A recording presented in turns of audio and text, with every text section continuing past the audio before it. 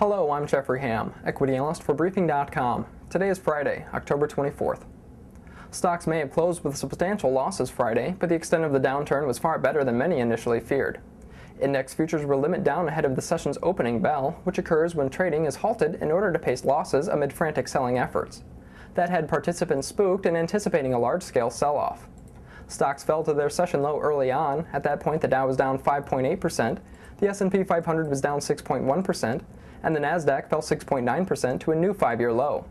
Choppy trading gave way to a late session rally that helped stocks finish off their lows, but still concluded the day with market losses.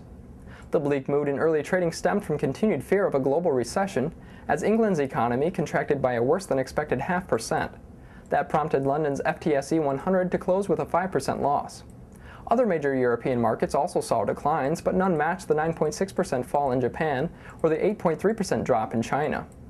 The argument that slower global growth will undercut demand for oil has crude prices down 56% from their July high. That prompted OPEC to schedule an emergency meeting in which it decided to cut daily production by 1.5 million barrels, effective immediately. Oil prices fell further, though.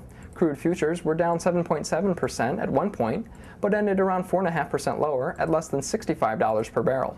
Oil last traded there in mid-2007. A dour outlook from global tech company Microsoft only reaffirmed the fear that earnings prospects are clouded by macro concerns.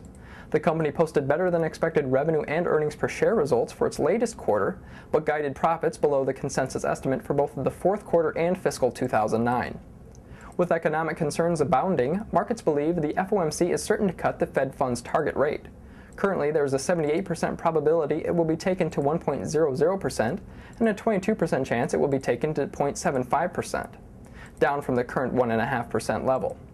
The move by the Fed would complement other government efforts to restore financial and credit markets. For instance, sources indicated the U.S. Treasury is looking to further extend the use of its funds in its TARP emergency plan to begin helping regional banks and possibly even insurers. PNC Financial Services plans to issue the U.S. Treasury $7.7 billion of preferred stock and related warrants under the TARP program, which will help its acquisition of National City. Lower interest rates would also aim to help restore the housing market by making loans more affordable. The latest data indicated existing home sales actually increased 5.5% in September from the prior month to an annualized rate of 5.18 million units. Despite the likelihood of an interest rate cut and persistent volatility in major stock indices, the dollar continues to appreciate against foreign currencies.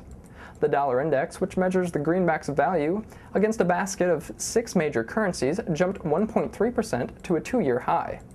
I'm Jeffrey Ham for Briefing.com. Thanks for listening. Have a great weekend.